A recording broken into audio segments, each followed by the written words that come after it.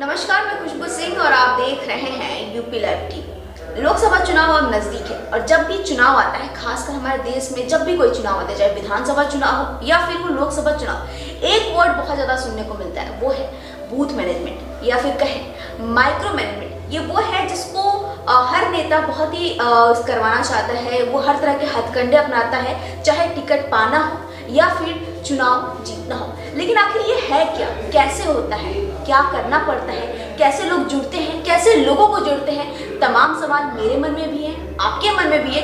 इसी सवालों के जवाब के लिए इस वक्त हमारे साथ मौजूद है नवीन विक्रम सिंह जी, हमारे स्टूडियो में है। तो आज इनसे बात करेंगे, इन जो तमाम सवाल हैं इनके बारे में भी जानेंगे और साथ ही ये इस चीज से कैसे जुड़े हुए हैं बूथ मैनेजमेंट से, ये भी जानेंगे इनकी जर्नी। तो चलिए सबसे पहले इनका स्वागत करते हैं हमारे चैनल पर। कैसे हैं सर? बहुत बहुत धन्यवाद खुशबू जी।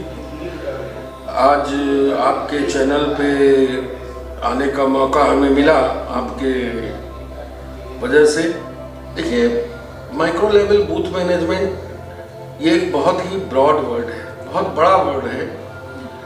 सभी नेता जो चुनाव लड़ते हैं, प्रधान से लेकर प्रधानमंत्री तक, सबकी ख्वाहिश होती चुनाव जीता जाए।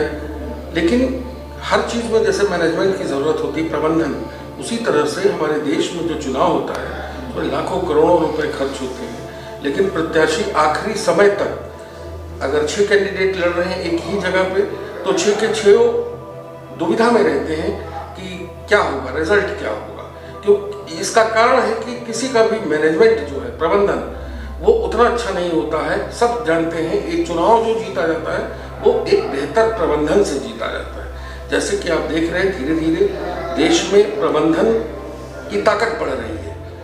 तो हमारा काम ये है कि जो उल पैसा खर्च हो रहा है, चुनाव में पैसों की बर्बादी हो रही है, वो ना हो। और जो भी प्रत्याशी की बात है वो माइक्रो लेवल बूथ मैनेजमेंट का मतलब ही ये हो गया कि वोट तो बूथ पे पड़ता है। चुनाव जो लड़ा जाता है वो बूथ पे लड़ा जाता है, सड़कों पे नहीं लड़ा जाता है। तो बूथ लेवल पर जो वोटर्स हैं उनको किस तरह से हम समझा पाते हैं और किस तरह से उन तक बात हम पहुंचा सकते हैं अपने प्रत्याशी की, अपनी पार्टी की नीतियों को, यही काम हमारा है।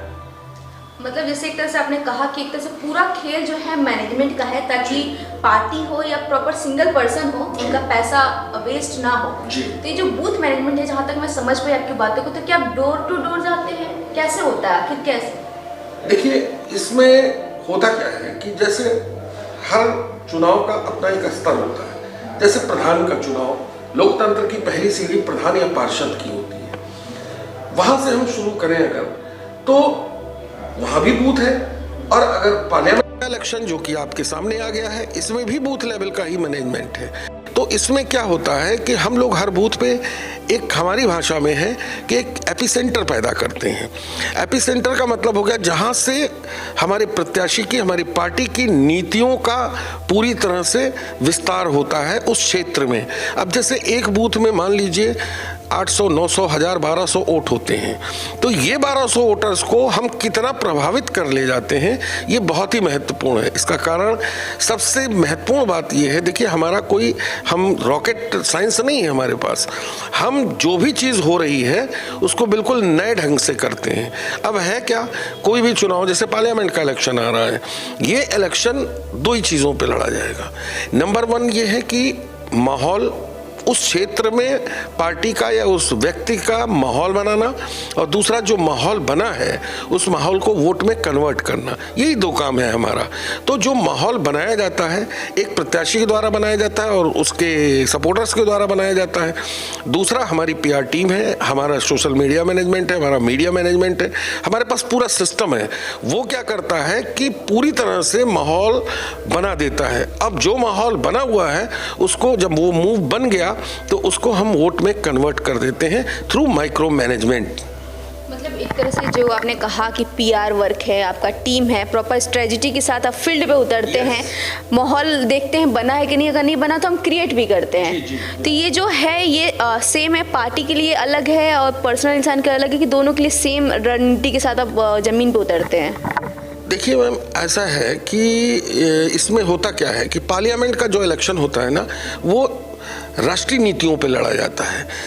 वो क्षेत्रीय मुद्दों पे नहीं लड़ा जाता है ज़्यादातर। और इसमें दो बहुत महत्वपूर्ण चीज़ जो हम देखते हैं, एक पार्टी और दूसरा जो व्यक्तित्व है जिसको पार्टी ने उतारा है उसका व्यक्तित्व कैसा है। अगर ये दोनों चीज़ें अच्छी हैं तो बाकी चीज़ें मायने नहीं रखती। माहौल कैसे क्रिएट किया जाता है ये हमें मालूम है। हम लोग 2019 से ये काम करते आ रहे हैं। प्रधान से लेकर प्रधानमंत्री तक का चुनाव जो हुआ है ये 2019 में हमने लोकसभा चुनाव में काम किया, 2022 में हमने विधानसभा में काम किया और छोटे मोटे जो बाई इलेक्शंस आए उनमें हमारा वर्क रहा है, हमारी टीम का वर्क रहा है। और हमारा जो सफलता का प्रतिशत है, देखिए मैम, जहाँ भी प्रबंधन सही होगा वहाँ रिजल्ट आपको मिलेगा। आपने जैसे कहा कि व्यक्तित्व भी मायने रखता है। जैसे एक कोई बड़ी पार्टी है तो उसकी अपनी एक छवि है, उसकी अपनी एक नीति है, तो बहुत चीज़ें आसान हो जाती है कि बड़ी पार्टी ऑलरेडी बड़ा नाम है, माहौल बना हुआ है, ठीक है, वो किसी को टिकट देता है तो अगर वो नया भी है तो आपके पास पार्टी के काम है, पार्टी की नीतियाँ हैं जिसको लेकर आप उस इंसान की मदद कर सकते हैं। लेकिन अगर कोई निर्दलीय उतरता है जिसका कोई पार्टी से जुड़ा नहीं है और पहली बार वो चुनाव लड़ रहा है, तो उसको आप लोग किस तरह से देखते हैं और उसके लिए आप लोग क्या करते हैं? देखिए मैम, ऐसा है कि जैसे पार्टी का नाम है, पार्टी का माहौल बना हुआ है, उस तरह का कैंडिडेट है। ज़रूरी नहीं कि अगर 500 कैंडिडेट है तो 500 जीत ही जाएं, या अगर एक कैंडिडेट बहुत मजबूत है तो उसके सारे बूथ मजबूत ही हों, क्योंकि हमें पार्टी के माहौल से उतना मतलब नहीं है जितना उसके बूथ लेवल पर उसको देखना है हमें। अब रही बात, आपने कहा कि जिसके पास कोई माहौल नहीं है, जिसके पास कोई बैकग्राउंड नहीं, कोई राष्ट्रीय नीति नहीं, तो लेकिन अगर वो चुनाव में खड़ा है, चाहे वो निर्दलीय हो, चाहे वो किसी पार्टी से खड़ा हो या नया कैंडिडेट हो, तो हमने आपको पहले भी बताया कि हमारा काम है कि जो उसकी विचारधारा है, अगर उसने हमको हायर किया, हमारी टीम को हायर किया, तो जो उसकी विचारधारा है पहले हम उसको जानेंगे। वो क्यों खड़ा हो रहा है, क्या करना चाहता है देश के लिए या राष्ट्र के लिए, क्या करना चाहता है, ये सारी बातें जानकर, उसका उद्देश्य क्या है जानकर, फिर उसी थीम पर हम काम करेंगे। और निश्चित रूप से अगर उसका थीम मजबूत है तो हम उसको एक अच्छे प्रबंधन के तहत जीत में बदलने का पूरा प्रयास करेंगे। आप कितने साल से कर रहे हैं और कैसे जुड़े, ये ज़रा बताइए। देखिए मैम, ऐसा है कि मैं राजनीति में पिछले कई वर्षों से हूँ। छात्र जीवन में भी मेरा झुकाव रहा, मैं साइंस का स्टूडेंट रहा, केमिस्ट्री का लेक्चरर भी रहा मैं 16 साल।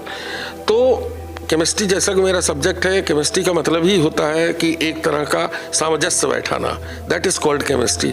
तो है क्या कि हमारा देश की राजनीति में शुरू से इंटरेस्ट रहा। 95 से मैं राजनीति में डायरेक्टली इनडायरेक्टली जुड़ा रहा। और राजनीति में जुड़ने का मतलब ये नहीं कि बड़ी बड़ी गाड़ियों से घूमना, हमने सीखने का काम किया। तो बूथ से ही मैंने सीखना शुरू किया। तो मैंने ये देखा कि बूथ लेवल पर प्रबंधन कैसे किया जाता है, किस तरह से मैं संगठन से बड़े बड़े जुड़ा रहा और प्रदेश स्तर के संगठन तक आया। और उसके बाद मुझे बड़े बड़े पदों के ऑफर मिले, लेकिन मैंने उसको ठुकरा के मैंने सोचा कि एक स्वच्छ पारदर्शी राजनीतिक व्यक्ति का उदय हो, और अगर वो राजनीति में है तो वो स्थायित्व हो उसको। इसके लिए मैंने इस काम को चुना। और 3 बातें जो बहुत महत्वपूर्ण हैं, एक तो जो राजनीति में पैसे का दुरुपयोग हो रहा है ये एक सिस्टम से हो और दुरुपयोग ना हो, पहली बात। दूसरी बात, अच्छे लोग चुन करके आए लोकसभा में, विधानसभा में, अपने अपने गाँव में, क्षेत्रों में। और तीसरी जो महत्वपूर्ण बात है कि हम किसी न किसी रूप में इस राष्ट्र को बनाने में अपना योगदान दे सकें। बस यही 3 उद्देश्य के तहत मैंने इस पद को चुना है। ये जो आपने कहा कि ये 3 उद्देश्य हैं मेरे, और शायद यही वजह है कि जनता के साथ जो लोग आपके साथ काम कर रहे हैं, जिनके साथ आप काम करने जा रहे हैं, ट्रस्ट करते हैं, ये 3 चीज़ें हैं। लेकिन अभी जैसे आपने बताया कि अब तक हमें उतनी जानकारी नहीं थी कि आखिर बूथ मैनेजमेंट क्या है। अभी पता चला कि एक पूरी टीम होती है जो ज़मीनी स्तर पे काम करते हैं। वैसे तो बहुत सारी टीम होती हैं जो काम करती हैं, लेकिन एक छोटे स्तर पे आप काम करते हैं। लेकिन एक अलग इमेज भी रहा है बूथ मैनेजमेंट पे हमेशा। अगर चुनाव जीत गए तो, अगर नहीं जीते तो भी सवाल बूथ मैनेजमेंट पे उठता है कि आपने अच्छे से मैनेजमेंट नहीं किया।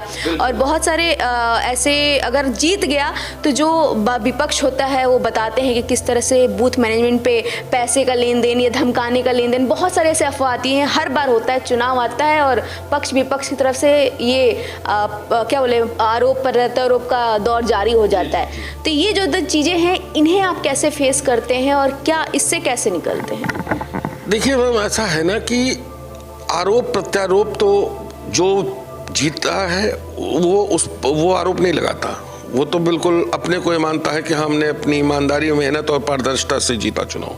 जो हारता है वो आरोप लगाता है, वो अपनी समीक्षा करता है, पार्टी समीक्षा करती है उस बात की। लेकिन जहाँ तक हमारा सवाल है, मैंने आपको पहले भी कहा कि ऐसे नहीं कि हम किसी भी कैंडिडेट के साथ या किसी भी पार्टी के साथ हमारा टाई अप हो जाएगा। हम 3 महत्वपूर्ण बातों को ध्यान रखते हैं। पहली चीज़, जैसे पार्लियामेंट का इलेक्शन आ रहा है, आप इसी की बात करें। प्रत्याशी है वो नाली, सड़क और सीवर बनाने नहीं जाएगा, क्योंकि राष्ट्र स्तर पर चुनाव हो रहा है, राष्ट्रीय मुद्दों पर चुनाव हो रहा है। उसके पास इतना समय नहीं है। करीब 2500, 2000, 1500 के लगभग बूथ होते हैं एक पार्लियामेंट में। तो इसमें सबसे महत्वपूर्ण है कि पार्टी का, प्रत्याशी का चेहरा, पहली बात, उसको हम बहुत ही विशेष महत्व देते हैं कि अगर ये गड़बड़ होगा तो ना तो माहौल बनेगा और न ही वोट कन्वर्ट होगा। जब माहौल ही नहीं बनेगा तो वोट कहाँ से कन्वर्ट होगा। दूसरी जो महत्वपूर्ण बात है, वो प्रत्याशी जीत गया, क्योंकि हम ये मान के चलते हैं कि अगर हम उसके कमज़ोर बूथ को मजबूत कर देंगे तो निश्चित रूप से उसको वहाँ पर अगर प्रबंधन बढ़िया हुआ तो वो जीतेगा चुनाव। तो जो कनेक्टिविटी, जो एपी सेंटर्स हमारे बने हैं बूथों पर, जहाँ से वोट कन्वर्ट हुए हैं उस पार्टी के प्रत्याशी के पक्ष में, उससे क्या वो प्रत्याशी जीतने के बाद अपना प्रतिनिधि या अपना व्यक्ति वॉलेंटियर वहाँ पे रखेगा, ताकि उनकी जो समस्याएं हैं उनको वो सुने और उनको निवारण करें अधिकारियों के साथ मिलकर और सारी चीज़ें मिलकर। इस बात को हम आश्वस्त हो जाते हैं। 2 बात। तीसरी बात, उस प्रत्याशी की उपलब्धता होनी बहुत ज़रूरी है। ऐसा ना हो कि वो इतना बड़ा प्रत्याशी हो या इस तरह से वो काम करे कि वो अपने क्षेत्र में दिखाई न दे, तो विपक्ष को मौका मिलेगा। और हमारी कोशिश ये होती है कि जिस प्रत्याशी को एक बार हमने जिस क्षेत्र में जिता दिया, फिर वो वहाँ पर अच्छा काम करे जब हमारे वॉलेंटियर्स वहाँ मौजूद हैं। एक बात और मैं बताना चाहूँगा आपको, हमसे कुछ लोगों ने प्रश्न किया, आप प्रशांत किशोर जी की तरह काम कर रहे हैं? तो मैंने कहा नहीं, उनका काम मैक्रो लेवल के मैनेजमेंट का है। उनका दूसरा काम है, जिस समय आचार संहिता लागू होती है, जिस समय 48 घंटे पहले चुनाव के जब ये कहा जाता है कि बाहरी लोग बाहर चले जाएं, तो वहाँ पर उनके लोग नहीं होते। हमारा काम क्या है कि जो वॉलेंटियर्स हम वहाँ पे एपी सेंटर्स पर पैदा करेंगे, एक गांव में 4 लोग 5 लोग जो हम पैदा करेंगे, वो उस वैसी बूथ के वोटर होंगे और वो जितनी मदद हमारी वोट को कन्वर्ट करने में कर सकते हैं उतना बाहर का आदमी नहीं कर सकता। तो ये अंतर है हमारे और उनके काम करने में।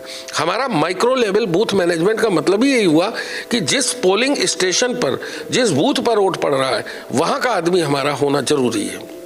और वो 4 आदमी, 400 आदमी और 400 आदमी से 500 आदमी, 600 आदमी, जितना वो कर ले जाएंगे वो हमारी मेहनत है।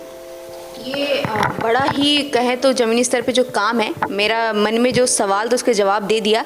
इन्होंने ये भी बताया कि ये काम कैसे करते हैं और साथ ही किस तरह से इनको फेस करना पड़ता है। आपने बोला कि आप ये भी निश्चित करते हैं कि जो जीते उसके बाद भी वो उस जगह के लिए, उस एरिया के लिए काम करता रहे, लेकिन एक बार जीतने के बाद तो आपका काम ख़त्म हो गया। नहीं, लेकिन हमारे पास जो उनके वोटर्स हैं, अब मैं आपको बताऊं, मैं अभी रामपुर गया था, बाई इलेक्शन था। आज भी वहाँ के कुछ लोग, मुस्लिम बाहुल्य इलाका है, वहाँ प्रत्याशी जीत गया जिसको हम जिताना चाहते थे। कुछ वोटर्स इस समय सऊदीया में हैं, कुछ बाहर हैं। आज भी उनका फ़ोन मेरे पास आता है, आज भी उनको कोई काम होता है तो मुझको फ़ोन करते हैं।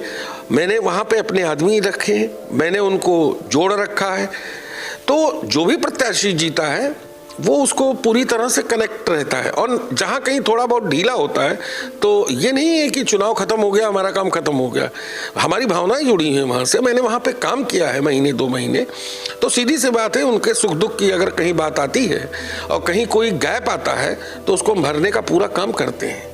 बहुत बहुत धन्यवाद। थैंक यू, धन्यवाद। ये थे नवीन जी, जिन्होंने हमें बताया कि माइक्रो मैनेजमेंट या फिर कहें बूथ मैनेजमेंट क्या होता है, कैसे ये लोग ज़मीनी स्तर पे काम करते हैं। क्योंकि सबके मन में सवाल था कि आखिर ये वर्ड इतना हाईलाइट क्यों हो रहा है। चुनाव आते हैं तो ऐसे शब्द आते हैं जिनके बारे में मुझे भी बड़ी होती है, उत्सुकता होती है कि मुझे भी जानना, और आपके लोग भी होता है। इसलिए मेरा फ़र्ज़ बनता है कि जब भी ऐसा कोई सवाल उठे तो आप तक जवाब जरूर पहुँचाए। तो ऐसे और भी अपडेट्स मिलते रहेंगे, बने रहिए हमारे साथ और देखते रहिए यूपी लाइव।